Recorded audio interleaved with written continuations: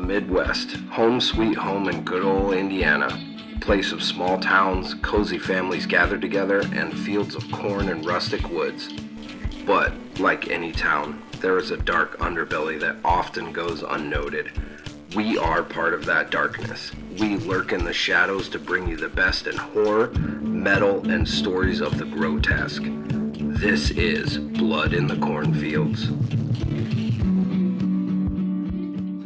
All right, welcome in, cellar dwellers. As always, I am Mark. I'm Ivy. And we are Blood in the Cornfields. Yes. Excited for our newest episode today. Yes, we got a very special guest with us. We do have a very special guest. Awesome to have her. Yes, let's introduce her. The amazing Jessa Jupiter Flux. Hi! How are you? I'm super well. How about you? Not too bad. I was always, I know kind of before we kind of get into things too, and, you know, we can always edit around and stuff like that. But I was going to tell you one of the biggest reasons why I kind of wanted you on is because we're from Northern Indiana and our podcast is a little bit unique because we like to try and do things that are very much Midwestern. We try to represent local businesses, do things kind of local. And so I thought it was really cool that, to my knowledge, at least you're from or based out of Evansville, which, you know, not too far from us. It's a little bit of a drive. Indiana's a long state, but yeah. That was one of the big reasons, you know, other than your work, that I really wanted you on, because that's stuff that we're, you know, really big on. Oh, yeah. I mean, I am definitely from Evansville. I technically still live here. It's a miracle that I'm here right now, honestly, because I'm never at home. But yeah, it's a great place to live. And whenever people kind of like talk down about Indiana, and I get a lot of people like that recommend that like I get out of here, and I don't want to. First of all, the living is like livable, like you can actually pay your bill and do all the things you want to do still, and you're not like living so tight. It's great. Yeah. 100%. Yeah, I agree too, because I moved back to Indiana. So I was born here, but I moved back to Indiana from Austin, Texas. So I'd lived in Austin for about 11 years. And I mean, the film in that town, of course, is amazing, but it just is so damn expensive. It's so expensive. Yeah. I spent some time in Austin about a year and a half ago for about 8 weeks taking classes. I took a class in stand-up comedy. I did some improv comedy. I did a characterization breakdown 8-week seminar, I guess. And I also did some audition classes on weekends that basically it taught you how to set up an audition tape and how to be able to audition for different things that, you know, casting networks are looking for and things like that. So it was really helpful to me. Sweet. That's so cool. Awesome. Yeah. Austin's a great city for all of that, especially comedy, for sure. Oh yeah. Yeah, I guess we'll get into some of the questions. Yeah. So I guess for our listeners, if they're not really familiar with your work or necessarily who you are, how would you kind of summarize yourself? Okay, well, I'm a performer, 100%. I do a lot of different kinds of performance. I am an actress first and foremost, even though I've only been doing it for about 5 years now. I know a lot of people that I act with that have been trying to get into acting since they were like wee little lads. So I'm very lucky that I kind of just like hit like a really good like stream of productivity with that. So I'm very lucky with it. But performing is something I've always been super comfortable with. I did dance growing up. I still take dance classes now, and I actually had a ballet class that really kicked my ass last night, so I'm very sore. But I still do that. I just recently got into clowning, which is very physical and fun, and I'm really excited and into that. I've also done some stand-up comedy. I've been doing that for about 2.5 years now, and that's always been something that I do since I was like 4. Like since the first time, I had no idea what they were talking about, but I remember seeing my first comedy special at my mom's friend's house. and the way that everybody was just so locked into the TV, I was just like, I want this. Like, I want that kind of relationship with a crowd because you really lead them. It's kind of like DJing, which is something I've also done, but I don't do it right now. Um, but yeah, I do all kinds of performance work. I'm also an adult performer, and I do that. I have my OnlyFans, and I work with other people, and yeah, I mean, any kind of performance, I'll probably try it. That's so cool. That's awesome. So that kind of leads us to the next question. So how did you actually get into acting? What inspired you to do that? Well, I wanted to be an actress growing up. It was something that it seemed like my mom, my grandmother really pushed for. I think they really wanted me to be on the Disney Channel. That was super important to them. I never made it on the Disney Channel yet, but I was really shy. Whenever I would go to the open casting, like programs that they would have like around town. I'm sure you guys have these things that come to your town as well. I was just so shy, and it would be very difficult for me to have a conversation with the casting director, and they always passed me up. I mean, sometimes they said weird things about like my body size growing up. That was always something that was mentioned. Which I'm against. And I think that in now times, like people aren't as shitty about stuff like that, about kids being chubby or whatever. But like always something that came up as well. So it was my shyness, my chubbiness. It just really didn't fit with me at the time.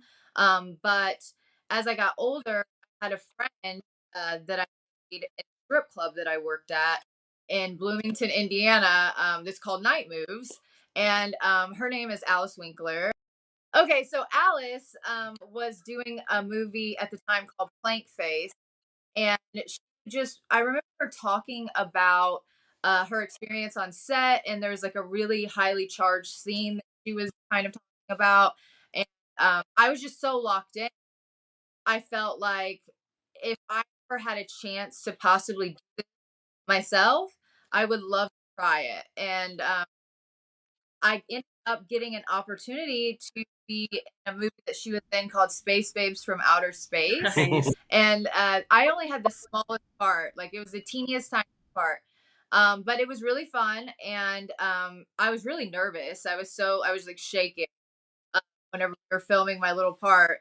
And from there on, Donald Farmer found me on Facebook and asked me if I could be in his own remake of his own movie, Campbell Hook, and I asked if it paid, and I asked like what all I would have to do, like I have to memorize a script. Like I had never done anything like that before, so he was really gentle with me and sort of like introducing me into the whole world of acting.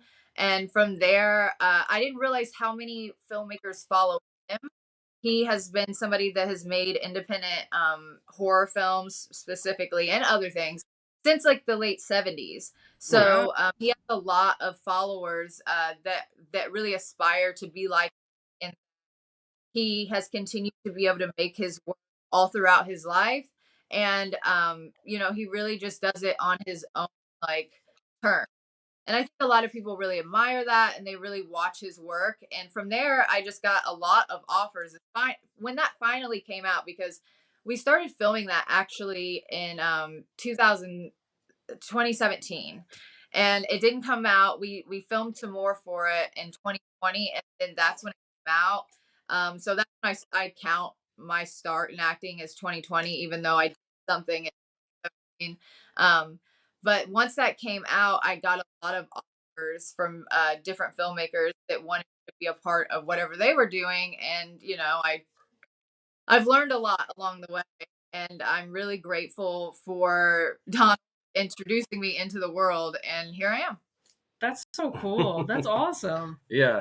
And I know you mentioned something about being younger and acting and going on casting calls and stuff like that. Did you grow up in Evansville? Like, was that time in Evansville that you were doing that? Yes. Yes. It was like anytime like the talent searches would come to town. Um, my grandmother really wanted me to get into being a performer. I think it's because my mom was a model whenever she was in high school, and she would get flown out to like New York for Fashion Week. And she would walk the runways and stuff. And I think that kind of gave my, I don't know, my grandmother, like a boost or something. So she really wanted that for me. But I was very awkward, and I was very chubby, and I was very bucktooth, and I just I didn't really have it in me at the time. And I was just awkward and shy. And it was just very difficult for me to turn it on whenever they would say, "Hey, tell me about yourself," or whatever. Like, I can do that just fine now. And I could do that in front of the family. Like, if the family asked me to tell them a story about something that happened in school, like, I could make it bigger than life. You know what I mean? Like, I could put on like a one woman show for anyone in my family. But whenever it came to being in front of a stranger, it was just awful. Like, it wasn't for me at that time. But honestly, I think that it ended up being better for me mentally, to be get into performing and acting and everything as an adult rather than a child, because I was very sensitive mentally. I don't know how else to put it, but like, just very sensitive. And I struggled with depression and things growing up. And I just don't know if I would have been able to handle it if I would have ended up being an actor at like a young age. Being in primary school and everything. I mean, you see what happens to all the kid actors and singers and performers. Like, they're crazy. Like, they have Yeah. they have a really rough go at it, because, they're being judged in a way that it's very hard for an adult to be judged that way. Just imagine, like, you're actually learning who you are, and you don't even know which like button to push, as far as like, do I like red or do I like blue? I don't know. And then somebody's like yelling at Yeah. you, like, you're a girl, so you have to like red. Like, I mean, like, there's just a lot going on. And I don't think I would have been able to handle that personally. Yeah. Totally Well, understandable. yeah, I'm glad it turned out the way it did for you, and you seem to be happy in what you're in, and you seem to be doing a good job. And yeah, Thank you. yeah. And so, just out of curiosity, with the projects that you have been doing, um, is there any that you've done so far that you're very proud of? Like, whether it be like a specific moment in the movie, or whether it be like, I just really like that character that I got to play. Well, I have a lot of moments and characters that I really got into. But the first one that I really felt like, oh my God, I love this character and I love what has happened with this character, was Dr. Leanna Hart. And it's in a movie that's very hard to come by, that's called Deadly Dealings. You really have to buy it. Yeah, you have to buy it directly from the director, and his name is Adam Freeman. I have a link Okay. to where you can buy it on my website, jessadoesitall.com. It's Nice. it's a link to his eBay page, so he doesn't use a distributor or anything, which honestly is the way to go from what I've found out in indie film. But it's kind of hard to. It's not on any streaming service. But I loved her because I worked very closely with the director on developing who this character was. And she is a therapist, which is something I actually wanted to grow up and do. Like, that's what I really wanted to do. So it's fun to play the thing that you always wanted to be. And then she's also very Southern, but she's like educated. She's very educated Southern. So that is a whole like other accent that I did a lot of research on, because like I can speak very Kentuckian, you know what I mean? Like, I live very close to Kentucky, and it's very easy for me to slip So into close. that, Yeah. especially if I've had like a drink or like a smoke or something. Like, Yep. I really slip into that Yeah. accent really easily. But this, to be educated in Southern, is a completely different accent, and I had to do a lot of research for that. And in doing that research, I just really found the character. I love doing research, and I love doing character development for each character that I do, because I find these little just little nuggets of spice, I guess, to put into the character as on accident. A lot of times it's like very accidental. Like whenever I rewrite my lines like 3 times, it's kind of weirdly obsessive that I have to go about the way I learn my lines, and it's just it's very methodical and it's kind of silly, but in doing the same thing over and over again, I find these like I said, these like little nuggets of spice that I can add into the character that I wouldn't have found unless I did this mundane work that I do. I also do a lot of research on like YouTube. I look up the type of person that I'm playing. So if I was playing like in Dr. Leanna Hart, I was looking up specifically people that were speaking on mental health that had a Southern accent. And so I was trying to find, what is this person like? What kind of clothes does she wear? Like, if she's from the South, I mean, a lot of women from the South are very boisterous and they wear a lot of very noticeable, beautiful makeup. Like it's like red lips. It's a lash, whether it's false lashes or, lash extensions or something. And they're very particular and very, feminine, and to put that into a caring person that really cares for her clients and wants them to really like come out of the therapy and be doing better in their life. I mean, that was just something. It was the most characterization I've ever done for a character, and it was very directed by the director. The director knew what he wanted, and that often doesn't happen. A lot of times I kind of have to find the character as I find it, and I check in with the director, the producer, whoever, to make sure this is the direction that they want me to go in, because there has been times where I'm like, I think she's like this, and he's like, well, the producer could be like, well, we already have a character kind of like that, and we want you to go a different direction. So I do check in, but a lot of times it's kind of like, this is who she is, this is what she's saying, the backstory and all that is you know what I mean? You just have to come up with it. But for Deadly Dealings, I was really guided to find Dr. Leanna Hart. So I'm very proud of that. Awesome. That sounds pretty cool. That's so cool. I like that you dig in and you try to get into the mindset of this character. That's so fascinating to me, and that's so cool. Thank you.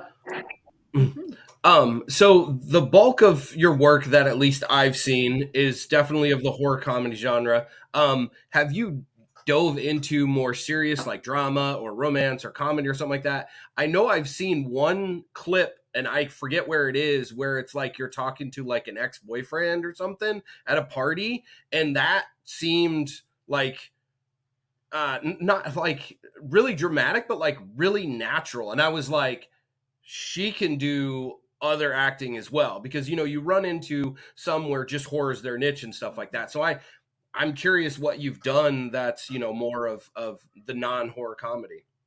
Well, I've actually done a little bit of everything. I've done drama. I've done just lighthearted comedy without the horror element. I think what it is that horror comedy is just very in right now. People really love it. And so that's the stuff that I get recognized most for, just because people just really enjoy it and they really hold on to it. And it really means something to them. And I think people like horror a lot, but they also want to have like that element of it not being real. Otherwise, you could just watch true crime stories or something. You know what I mean? Right. If you really wanted to be honest to God scared.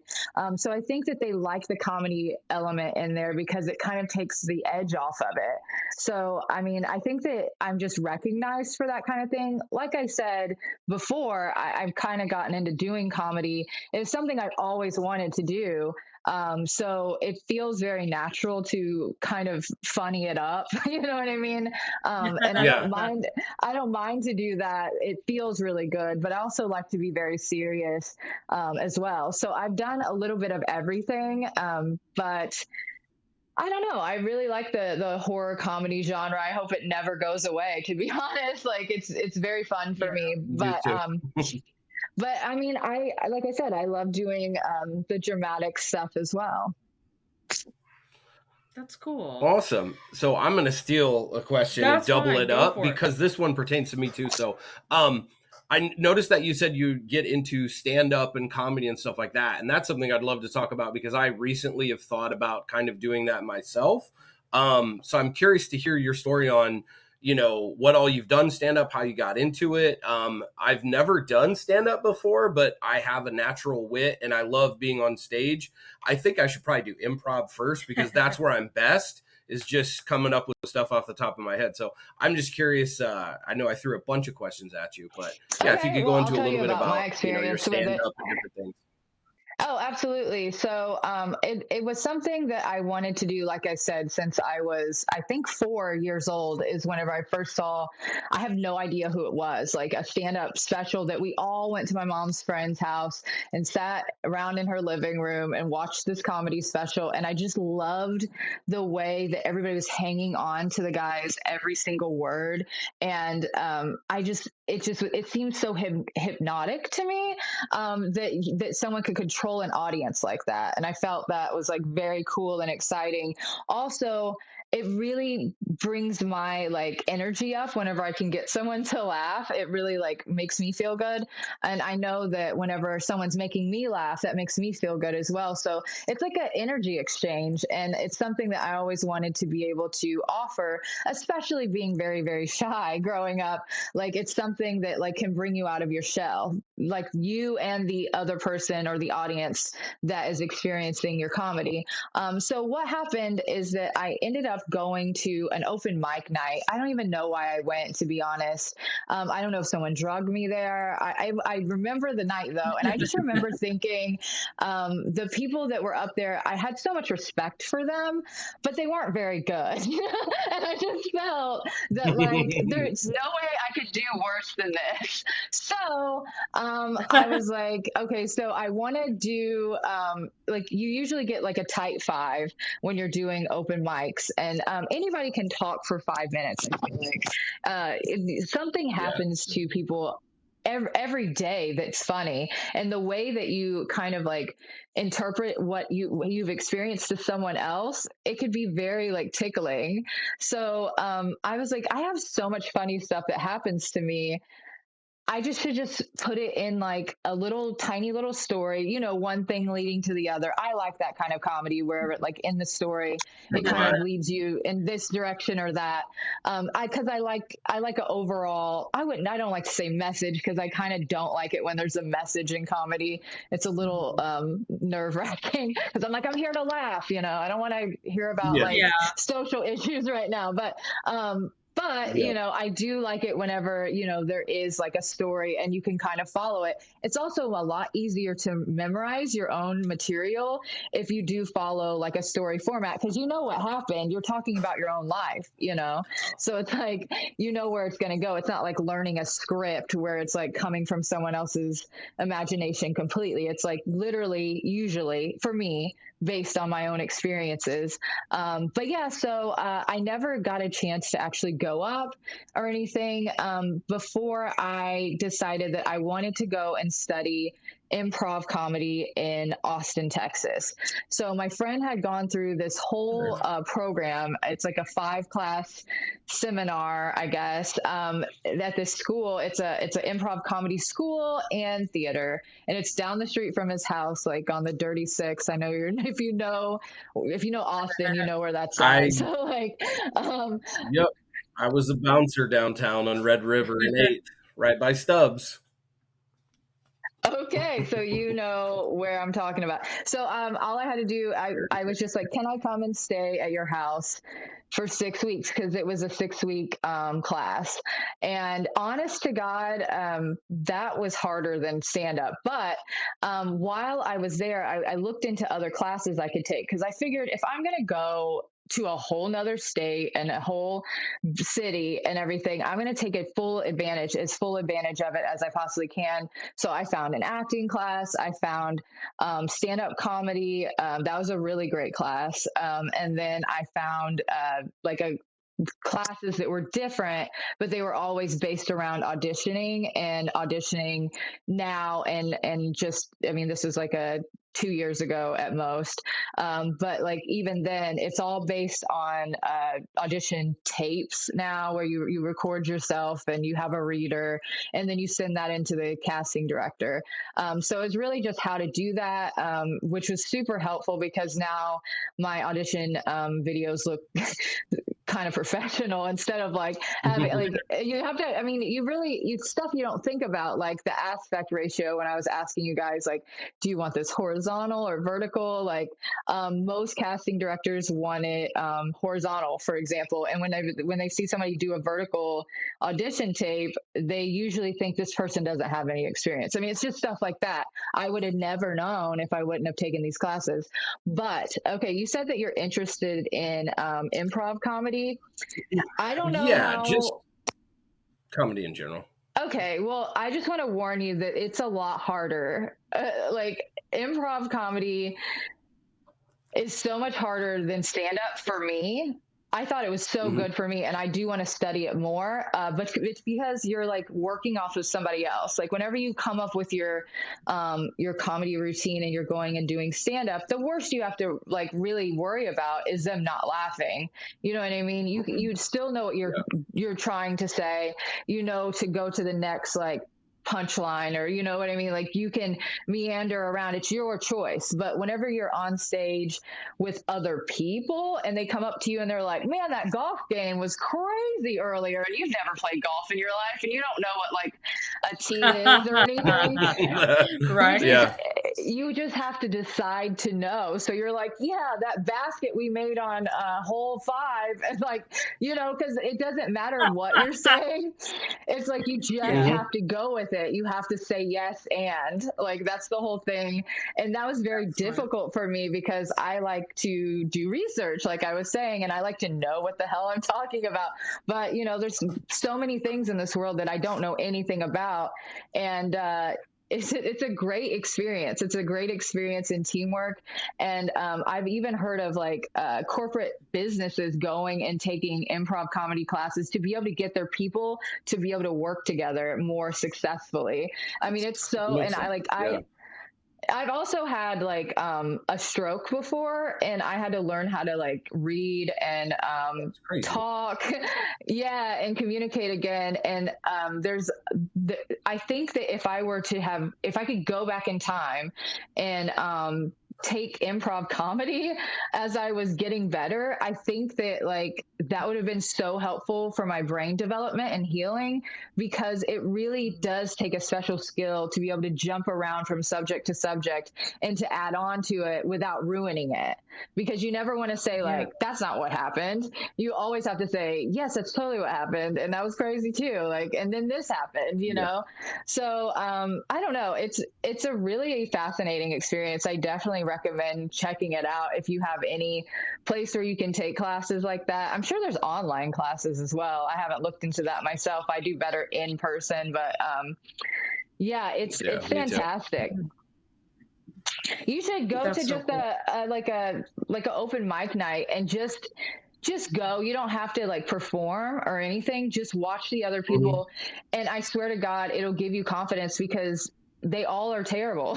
Like, and I don't mean that in a bad, I don't even mean that in a bad way. Obviously, like even people that we know, like Dave Chappelle, he goes to like open mics and he performs building up to his big show. Like he goes around and he's trying these jokes and seeing how they, like the crowd reacts to certain things, and he changes it based upon his experience with performing. And everybody does that. Every comedian does that. Lots of them do that.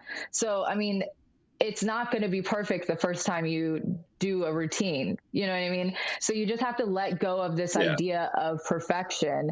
And when you see that other people are bombing or succeeding, it's like, it just really, it gives you the like confidence to try it on your own.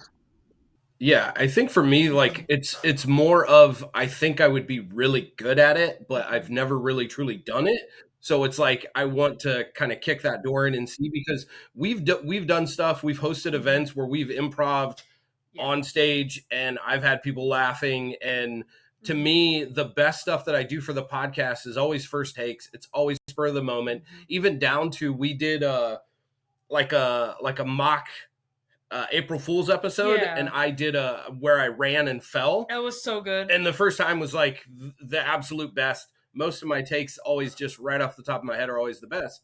And I am very comfortable on stage. I was a musician when I was younger, so I've performed in front of lots of different audiences. So for me, I become a different person on stage and I just become more comfortable. It's kind of weird. So I've often been like, I wonder if I would be good at it. And I, just want to take that first step. And for me, I had a crazy childhood with older brothers that I have some ridiculous stories that would make perfect stand-up comedy. I would just have to like format it out so that I'm properly telling a story. But yeah, it's something I'll venture into, but I was just curious to hear your perspective because I've yet to really talk to somebody that's done it and, and all that. So that's why I was mainly curious.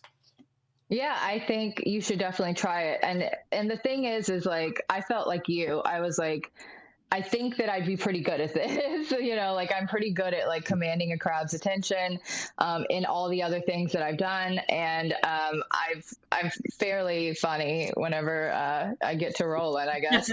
And like I thought, and I'm good with like a crowd, like whenever I go to parties, I can sort of like lead the crowd and like tell stories about things that happened in my day and people are like hanging on. So I was like, I would probably be good at like stand-up comedy. But the thing is that like there are so many different aspects to it that you don't think of until you try it.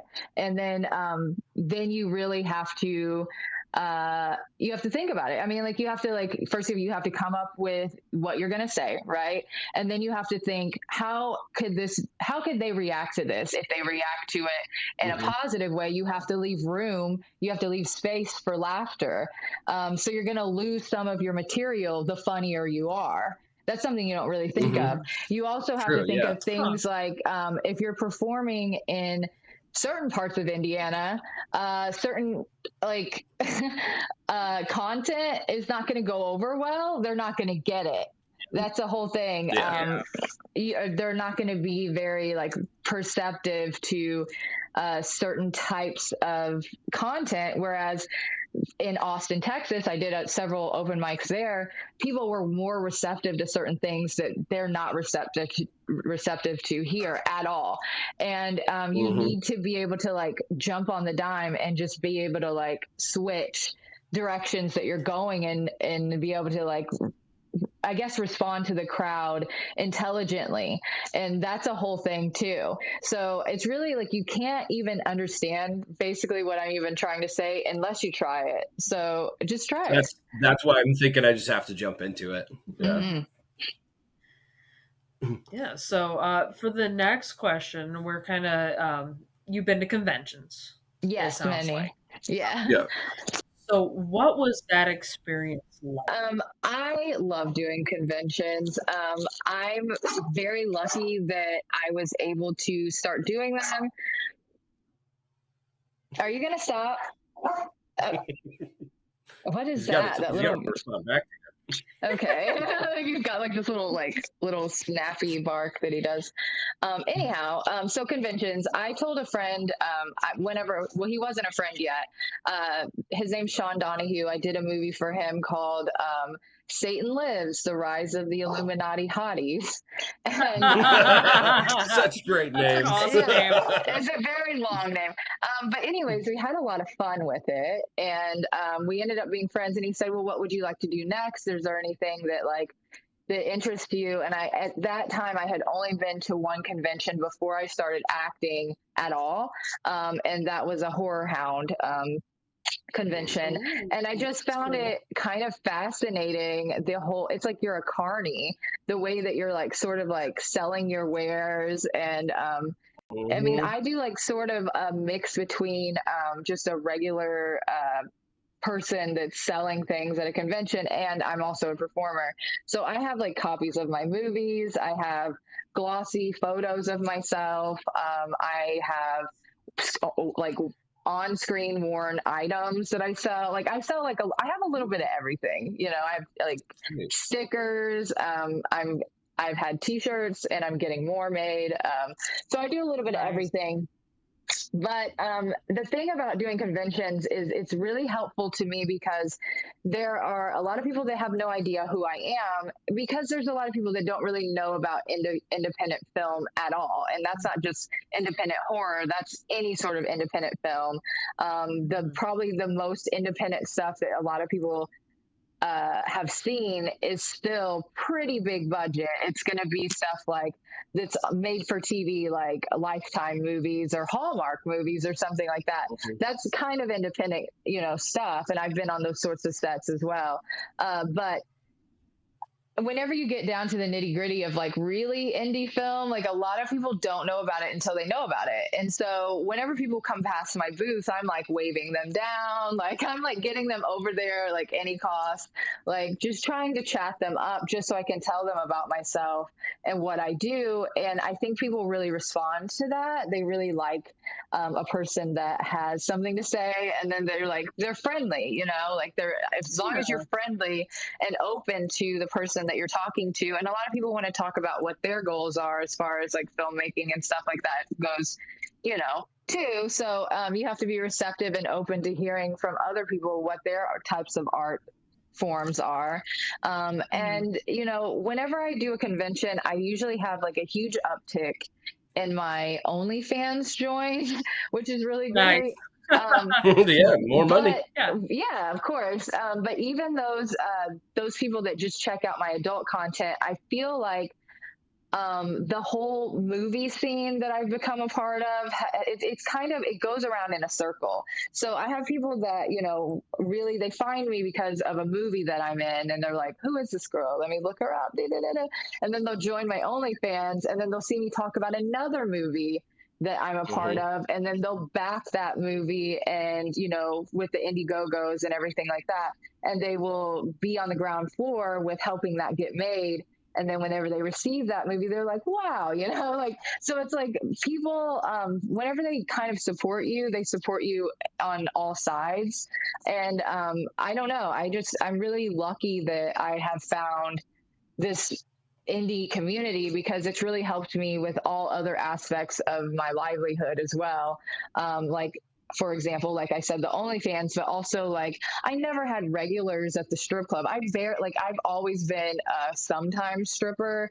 Like I've never worked a regular like schedule at a club. At most I've worked 3 days a week, and that sucked. That was way too much for me. I'm more of a like 2-3 times, maybe once a month kind of girl. And I never had regulars because I'm not there often enough, whereas like there's some girls that work 5 days a week and such, so like they would get to know their regulars and have people come in that would, no matter if it's slow for the rest of the club, they'd have their people coming in to see them, and so they'd always be able to make some money, but because of like my involvement in movies, people come, they drive like 3-4 hours to come to the strip club to meet me, and they spend a lot of money on me. And so that helps me out immensely for being able to do everything else in my life and take the classes that I take and travel and just to have the experiences that I have, because it's all related. It's all like I try to do things that always help me in some way with my performance. So yeah, I mean, like it's everything has been working out for me very well lately. So I'm very, very grateful. Yeah. And the conventions is a huge part of that. I meet a lot of new fans that way. That's cool. I was gonna recommend to you, and this is kind of a shameless plug as well, but I think it would be awesome if you might participate in this. So we actually are kind of working with a gentleman who does a magazine. It's an independent magazine, and it's very sex positive as well as sex worker friendly. And they do. Let me show you an example. Do you happen to have the magazine on you? Yes. He just produced his first issue. Yeah. And we're actually horror movie critics in it. Cool.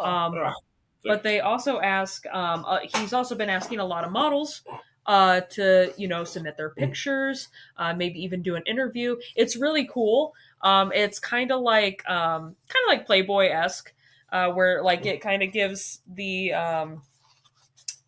models' bios and everything else like that. But I could totally see you doing something like this, and as well, and that would be a draw for him as well if you were in it.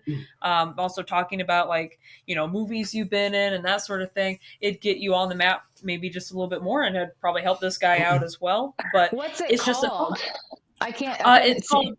Sorry, it's called Devil's Tail. Oops, let me move it the right way. Yeah, Devil Tail magazine. I'm definitely interested. Before I was in Hustler, actually, I did like a smaller publication that it was honestly, it's my favorite interview, and I order them every chance I think about it. I order copies of those, and then I sell those at my table, and I sign like my big picture. I actually have several nudes in that one, but I sign like my favorite ones, and then my interviews in there. And then I was also interviewed in Hustler, and it was for their October issue of 2023, and I think it's 2023, and it was like an article that was about women that are involved in horror, and I was the only one that did like a nude photo as well with my very. The interview was very good. It was edited very well. I'm very proud of it. But yeah, so I got into that, and then I also have been interviewed for them another time for their online publication. So I have a pretty good working relationship with Hustler now, but I'm totally down for anything, especially if your friend would allow me to order like 20, 30, 40 of those at a time and be able to sell those at conventions. Yeah, then we could do like some cross promotion with that. Like I would totally be down for that. So please, share my information. Yeah. Stuff like the convention, stuff like that is great because we may cross paths at the convention because I'm at a lot of them. And I want to get into vending. My girlfriend makes like crocheted horror characters and does her own stuff. And I love like the camaraderie of conventions. Like there's never a negative story ever. There's no like fights. There's no arguments. There's like, it's just all love. And I love going there and supporting like the local artists and stuff. Cause I come from a family of artists. My father was an artist. He was everything, musician, singer, made his own furniture equipment, all that, but he was a watercolorist. Wow. And so I grew up going to like art shows as a little kid running around. So I love seeing all that. Like a lot of the stuff in my house is all, you know, prints that are, you know, obviously they're not originals, but they're prints of, you know, like stuff that local artists have made. So that I love the conventions for that, like that aspect of it. And yeah, having multitude of things I'm actually going to one tomorrow. There's another one. It's in Muskegon, Michigan. It's like a tape swap. So it's this store that sells like old horror VHS. Wow. And they're having Linnea Quigley sign. So I've got like a trash toy, and I'm going to do Night of the Demons. I'm going to have her sign that and stuff like that. So I'm always going to stuff like that. So we're probably bound to cross paths at one of those. I just met Linnea at a Cinema Wasteland, and she was she was so sweet. I've like kind of passed her at conventions. You know, she's going one way, I'm going the other, and she's very like petite, and she seems like very soft spoken. But when you meet her, she's absolutely larger than life. She's got like a personality that like it shines so bright and so far. Like I don't know how to explain it, but you'll find out. You'll find out. She's a really great person. She's a great actress, and I really look up to her. She's done so many different kinds of work, and I'm so excited that she's continuing to do more and more work. Like that's the goal. I think that's the goal with anything. I mean, a lot of people with conventions, you have the people that are more up and coming, and you have the people that are like going down. And like I don't look at it that way. I mean, some people are like, you know, aren't you, you know, you're up and coming, like these people are established. Like they always want to put things in categories. So it's like the opportunity is that we are all here and we're able to make money off of the things that we have done and the things that we are possibly going to do. You know what I mean? So it's like anybody that's doing the convention circuit, like Linnea Quigley or other people, other performers that were bigger in the, say, 80s, 90s, early 2000s and such, like, they're still like able to make money off of their body of work. Like, that's so fucking cool. Like, there's nothing wrong with that. I think that's like amazing. Like, if I could ever, if there's comes a time where like I'm not able to work for one reason or another, like because I just can't stand up for that long or something, anything can happen. I could be hit by a bus, you know what I mean? Anything can happen. But if I'm able to roll my little wheelchair into a convention and sign a copy of Burnside, I'm going to fucking do it. Like, I think that's, like, I think that's really cool. But like a lot of the people that I meet at those conventions, they're still working. Like Linnea's still taking job offers, like there's so many of those scream queens, those classic scream queens that are still doing the damn thing. And I find that so inspiring.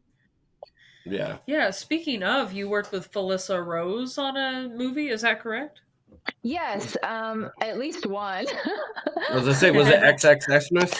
Xmas? Yeah, Triple Xmas. Yeah. Triple Xmas. That's Yeah. cool. Yeah, she's a really fun, beautiful, vibrant, vivacious human being. She's very sexy. Like, I don't know how to explain it. Like, when you just get around somebody and they have a vibe about them that you just can't even explain, but she's just drawing you in. Like, that's Felissa Rose. Cool. Like, she's amazing. She's super cool.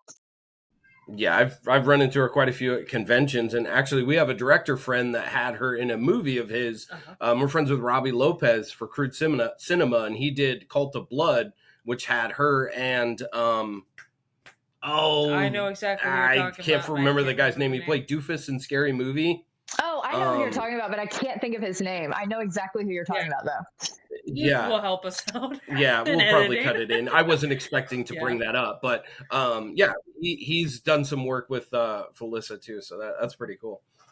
That's really neat. She is a working actress. She's not just making money off of the things that she's done, but she's consistently always looking for new opportunities, and she's very flexible. Like, if you can only get her in, if you can only afford her to get in for 2 days, she's going to pump out those lines and get, whatever you need recorded. That's what Robbie said. Yeah, she's really she's a joy to be around, and I think that's so important. And I think a lot of people, like, they forget that, like, it's like really a blessing to be on set and to be helping someone like realize their artistic dream. And a lot of people take that for granted, and they have attitudes and stuff. And she's never had an attitude. And she is that bitch. You know what I mean? Like, she could have it. If she wanted to have an attitude, she could, but she's not like that at all. And that's what I aspire to be on my worst days. Like, I want to be like her. I want to be able to, like, do the damn thing, be positive, and, just make everybody feel better for having to, come in contact with me, basically. So yeah, she's a fucking powerhouse. Sweet. Cool. And kind of with that being said, who's someone that you get nervous about meeting, or someone that you've looked up to, or something like that you really admire? Do you have that one person that, either you have met or haven't met that really kind of gets you going? Like, for me, it's Bill Moseley. It's freaking fucking Bill Moseley's the absolute fucking best. Chop Top's the best character ever created, in my opinion. I fucking love Texas too. But for me, like, I don't get nervous. I've met tons of famous people. There are just people. It doesn't really bother me. But I actually was like so nervous to even go up and talk to him. Like, is there anybody that you get like that around? Yes, and it's really weird because I've worked with him quite a bit now.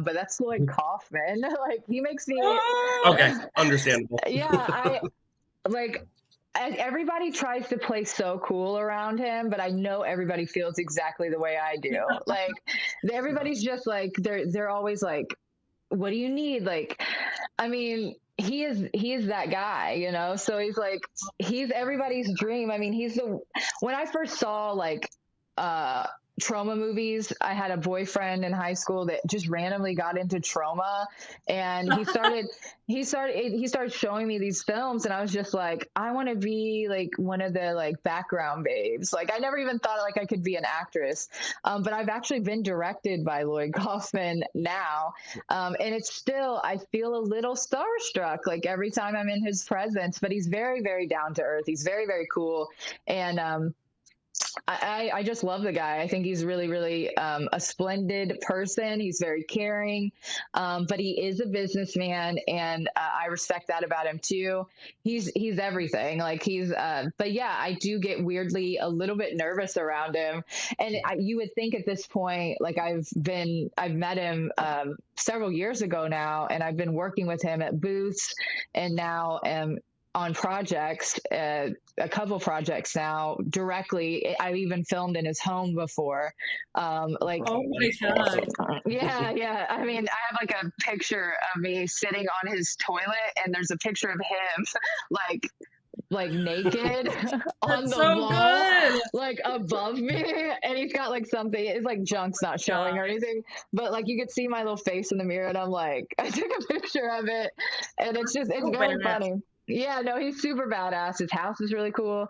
And he's really built an empire. And I think that's like what we all, aspire to, right? Like we all want that for ourselves. And he's done it like on his own terms. Like he's never taken shit from anybody. He's done it his own way. Yeah. And he's also, he is just very into film. He really likes classic films. He's really took care of me on set. There was some issue where my medicine went missing, and and so it was like kind of a big deal. But so medicine went missing, and I could do without most of it, but there was one medication. I was getting these very bad headaches without it, and because I was in New York, I couldn't get my normal insurance to work there. It was a whole thing. And he took care of it. And that really meant like a lot to me. Like when he offered to, like, I seriously like had to like hide my little tears, because I was like, oh my God, really? Like it was just so cool. He just very much cares about the people, and he knows that people that are working for him, it's a sacrifice. It's a lot of work. And a lot of times Trauma is an independent studio, so they're not paying a ton, you know what I mean? Like, and that's with any sort of independent studios, but especially doing it on their scale, they have to cut corners even a little bit closer. So, whenever things come up, he is overly willing to make sure that everybody's happy and everybody's taken care of, everybody's fed, etc. Like, he's a really, really good guy. Aw, that's awesome. So one other question about that, and I know that was something that was both on our minds. What was it like working at Trauma? Lloyd Kaufman, that's fucking phenomenal, but like, what was it like working on a Trauma film? What goes into that? Is it any different from something else that you've done before, or well, okay, so I think you're speaking about The Power of Positive Murder, right? Yes. Yeah. Okay, so that just filmed last summer, and that was in New York, and I was there for 7 weeks. First of all, I've never been on a set for 7 weeks in my life. Wow. That was pretty crazy. That was like a lot. The most I had done before then was maybe 2 weeks. And I thought that was like ridiculous. I thought that was outlandish and way too all over. Like, it took too long. But the thing that he insists upon is he wants everybody to do a full rehearsal. Everybody must be there. So if they get done with one scene and they're like, we really want to work this other scene, you better be ready. Like, you better not be like out on the town or gone somewhere. Like, you better be ready. And then the way they break up their shooting schedule, I think it's more like Hollywood films, actually. They are very methodical about what scenes they're shooting. They're not just getting it from one angle. You know what I mean? Like a lot of things that I do, there might be 2 angles tops, and then they edit that together or whatever. They're really taking the time to take shots that they throw out. You know what I mean? Because they want to make sure that, I mean, he is a true filmmaker. Like, it's the art of it for him, even though it's funny. I mean, like the thing that I was in, it's a film noir horror comedy, I guess, but it's shot in black and white, and it's very like, I'm a femme fatale. I'm playing it very straight, and I can do like a transatlantic accent. I think that's what really got me the part. That's awesome. Yeah. So I mean, like they do it. They're very professional, and they're like, the way they go about planning and everything is a little bit more thought out than a lot of the other stuff that I've done. And we all had a really great time on set. There was a lot of things that were going on all around us. The toilets were not working in the mansion at one point, so we all had to use the porta potties, and I fucking hate porta potties, dude. Like, that's hard for me. Like, that's very difficult for me. I'm not prissy about much, but I'm a little prissy about pissing. You know what I mean? Like, I don't want to do it where it's like nasty.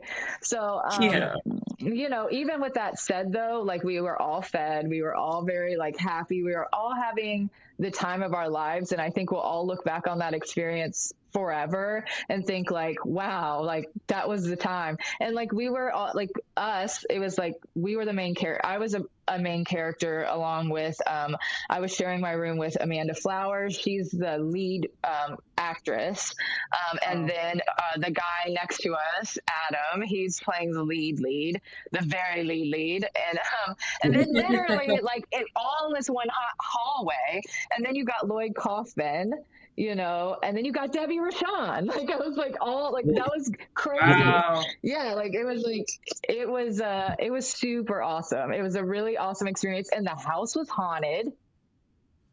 Like, it was okay. Yeah, so it's like this bed and breakfast, like, and they sell their rooms out based on the fact that they are haunted, and it's a really creepy ass place. It scared the shit out of me.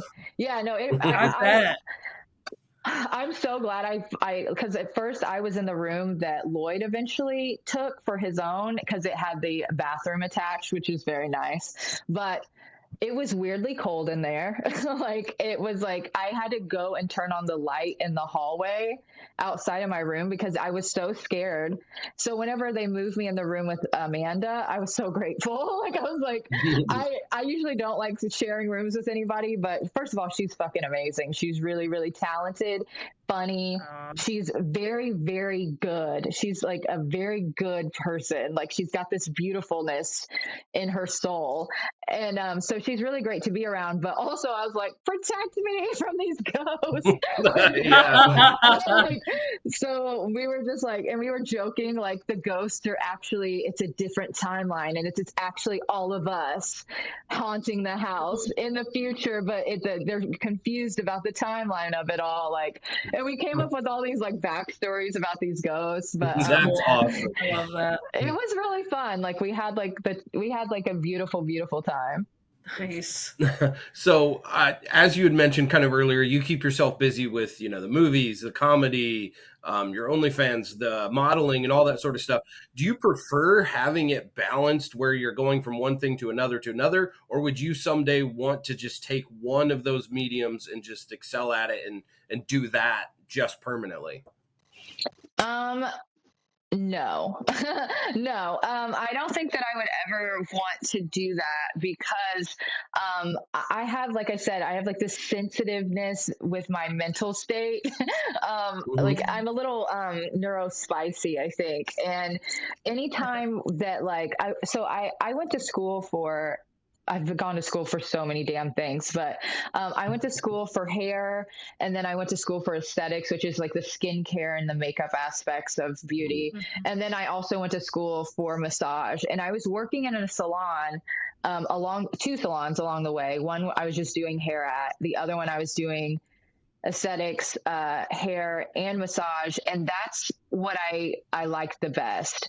I don't like doing the same thing every single day. I liked the idea of being able to do a massage in the morning, like a 90-minute massage, which you get paid pretty well for. I can't complain about that. And then I do like a highlight on somebody, and then somebody wants like a body wax, so it's like I kind of liked that, and I like that in my work now. I like that, like, what I'm bringing in money from is a little spread out. You know what I mean? Like, I'm bringing money in from movies. I'm bringing money in from OnlyFans.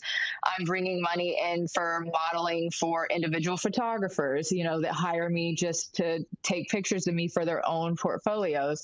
Like, I like to be I like it to be spread thin.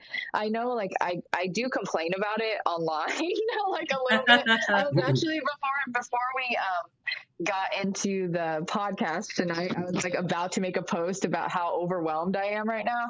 And it's true. I really do get overwhelmed super easily. But the thing is I'm so depressed whenever I'm only doing one thing. Like when I worked at the salon where I was only doing hair, it was awful. Like it was so hard on me. It just felt like I was doing the same thing over and over again with the same type of people. The experience was never enlightening. Whenever I do movies, they're all so different, even if they are in similar genres. It's like every time I'm on set, like I'm getting a new experience. I'm being around a whole new group of people where I can learn things from. I don't learn just like things about my performance and how to prep and all that stuff from my other actors. Sometimes I learn about, like, I met my friend Niv Arania. I always say her last name wrong. Niv Arania. And so we met each other. She was going by a different name at the time on Triple Xmas. And we just got to talking about, I had gone to the gathering of the Juggalos a couple years prior. And I was like, yeah, I would love to go back because honestly, it was time of my life. And she was like, well, I go every year. You should come with me.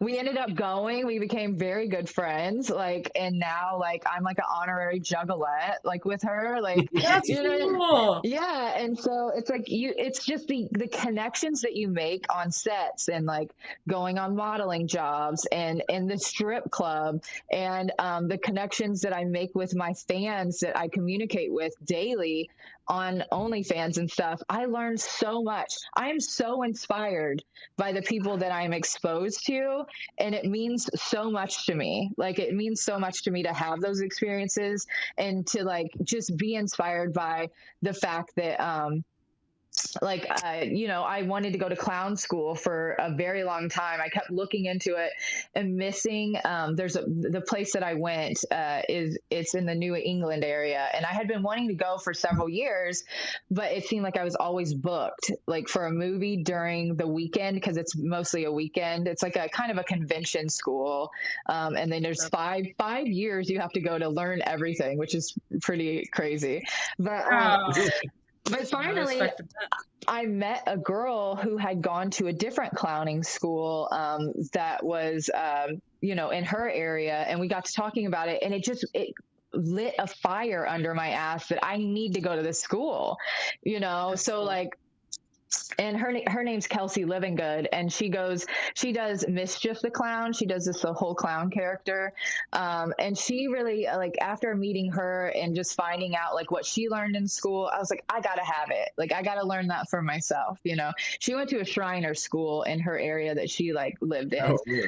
And the school I went to, I found out it was Shriner based. So it was like Shriners put it together for other Shriners. And then like about a decade ago, they opened it up to the public so that anybody could learn the art of clowning, and they're very respected. And anyhow, so after I talked to her and found out what she knew and what she went to school and learned, I was like, yeah, like I got to do it. And that kind of like wonderful experience of being inspired by the things you might already have an interest in, or you may not even know that you have an interest in, you know what I mean? Whenever you get to talking to these other people on set, like, it's like everybody is so creative in so many different ways that it really makes you want to expand your creativity yourself and learn about new ways to express yourself. And there's a lot of people that I work with that are wrestlers, and like that's so funny to me. I mean, it makes sense because wrestling, it's acting, right?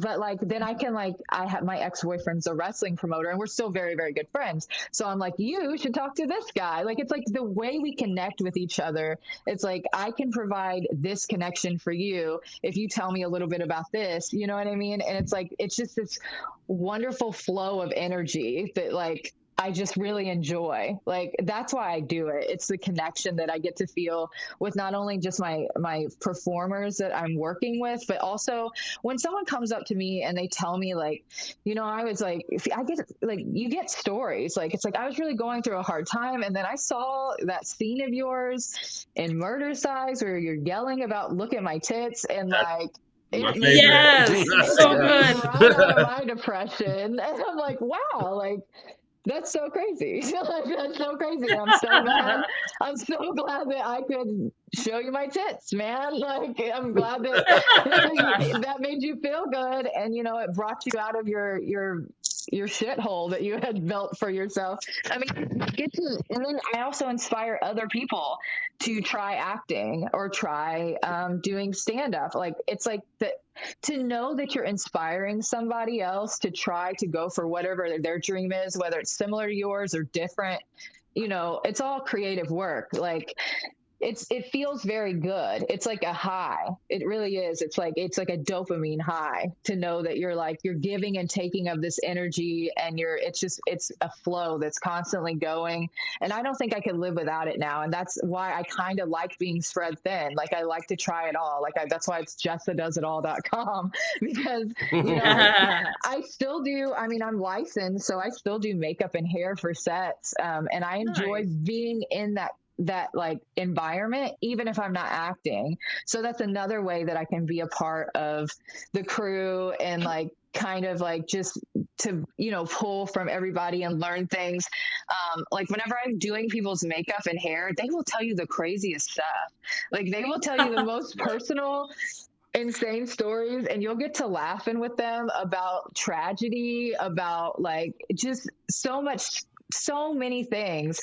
And whenever they tell you about like their successes and their losses in their life, it really comforts you to know that like you've had similar experiences, and like it's all going to be okay. And one day you'll laugh about it, and you'll be sitting in a makeup chair laughing with some makeup artist that's painting your face about, whatever happened in 1974 or whatever, like it's a wonderful experience. It's a wonderful experience to be on set. That's so cool. I totally get what you mean by, liking to be spread thin. I'm actually a funeral director, licensed here in Indiana. And I love that. I love when I'm constantly busy. If I was not constantly busy doing something, I think I would just go nuts. I can't just sit still, Yes. So I totally get where you're coming from. That's interesting, because I wanted to go to school for that. Like, that was like my next step, because I wanted to be able to offer people. I know it sounds crazy, but I'm gonna tell it to you. So I wanted to do the slaying leg. So I do your hair and makeup and your coffin and like make you look so freaking good, because I have had the experience of going to so many. Unfortunately, I've had a lot of friends of mine that have passed away, and whenever you see them in their coffin, like it's like they don't look like themselves. Right. It's like the people that are doing the makeup and hair for them, they may not be in the age range. They may not have the experience with beauty, and I think that like not only can I make them could I make the person look more like themselves, but also look the best they've ever looked. And I'm very good with color correction. And, I just, from what I've seen, like, I just wanted to be able to offer that to people, so that whenever they go and say their last goodbyes to someone, that they're saying goodbye to somebody that they recognize. And so that was something I really wanted to go into after I finished massage school, but then my whole acting thing took off. So I don't know. I mean, I still might be interested in doing that one day, because I think that that's really important. So yeah, find a mortuary or rather a funeral home that's, open to having people, because there's always going to be the one older funeral director that, hey, this is my niche, this is what I do, can't touch it.